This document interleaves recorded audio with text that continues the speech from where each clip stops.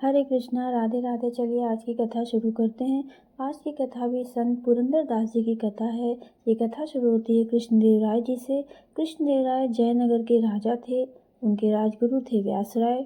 उसी काल में राजा कृष्णदेव राय के राज्य में संत पुरंदरदास नामक संत भी रहा करते थे। संत पुरंदरदास जी का जीवन सादगी भरा था। वे ईश्वर के भक्त होने के कारण लोभ से भी मुक्त थे।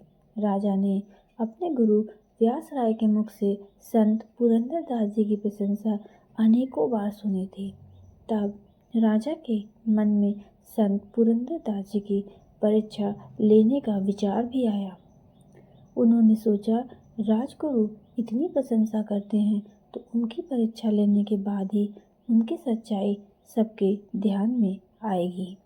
राजा कृष्णदेव राय ने सेवकों द्वारा संत पुरंदरदास जी को बुलवाया और उनको चावल की भिक्षा भी दी।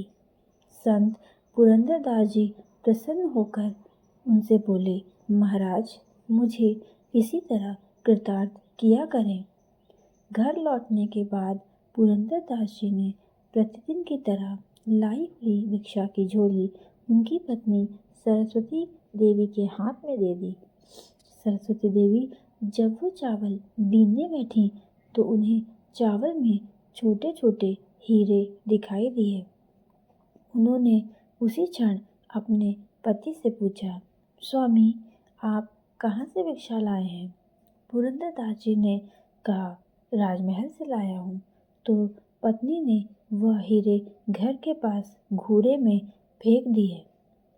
अगले दिन फिर से संत पुरंदरदास जी भिक्षा लेने के लिए राजमहल में पहुंच गए तो राजा को उनके मुख पर हीरों का प्रकाश दिखाई दिया। राजा ने फिर से उनकी झोली में चावल के साथ हीरे डाल दिए। ऐसा क्रम 1 सप्ताह तक चलता रहा। सप्ताह के अंत में राजा ने गुरु व्यास राय से कहा, गुरुदेव, आप तो कहते थे कि पुरंदरदास जैसा निर्लोभी दूसरा कोई नहीं है, मगर मुझे तो वे लोभी जान पड़ते हैं। यदि विश्वास न हो तो उनके घर चलिए और सच्चाई को अपनी आंखों से देख लीजिए। वे दोनों संत पुरंदरदास जी की कुटिया पर पहुँचे। उन्होंने देखा कि लिपे पुते आंगन में तुलसी के पौधे के पास सरस्वती देवी चावल बीन रही हैं। राजा के मुख पर हंसी आ गई। उसने मन में सोचा कि ये उचित समय है जब हम यहाँ पहुँचे हैं। अब पुरंदरदास जी का सच्चा रूप सभी को पता चल जाएगा। राजा कृष्णदेव राय आगे आए और उन्होंने सरस्वती देवी से कहा, बहन, भिक्षा में मिले चावल बीन रही हो? सरस्वती देवी ने कहा, हाँ भाई, क्या करूं, कोई गृहस्थ भिक्षा में ये कंकड़ डाल देता है, इसलिए बीनना पड़ता है। प्रतिदिन यह कंकड़ निकालने में मेरा बहुत समय व्यर्थ हो जाता है। देखकर तो ऐसे लगता है कि कोई जानबूझकर इसमें कंकड़ डाल के देता है। मेरे पति कहते हैं कि भिक्षा देने वाले का मन ना दुखे, इसलिए जो देते हैं वह भिक्षा खुशी से ले लेता हूँ। वैसे इन कंकड़ों को चुनने में बहुत समय लग जाता है। राजा ने कहा, ओ बहन, तुम बड़ी भोली हो, ये कंकड़ नहीं है, ये तो मूल्यवान हीरे दिखाई दे रहे हैं। इस पर सरस्वती देवी ने राजा की ओर देखा और स्पष्टता से कहा, आपके लिए ये हीरे होंगे, हमारे लिए तो ये कंकड़ ही हैं।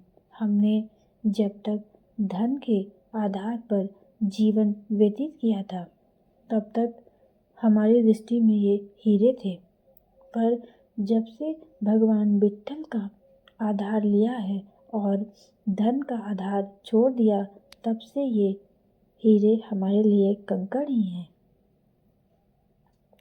और वह बिने हुए हीरों को बाहर फेंक आई।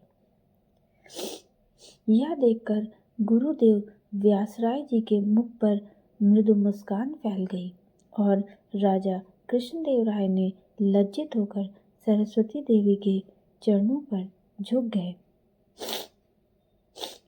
इस तरह से हमारी कहानी समाप्त होती है और मैं आशा करती हूँ आपको कहानी अच्छी लगी। अगर अच्छी लगी तो मेरे चैनल को लाइक करें, शेयर करें, सब्सक्राइब करें और कमेंट बॉक्स में जरूर बताएं कि आगे आप और कौन सी कहानी सुनना चाहते हैं।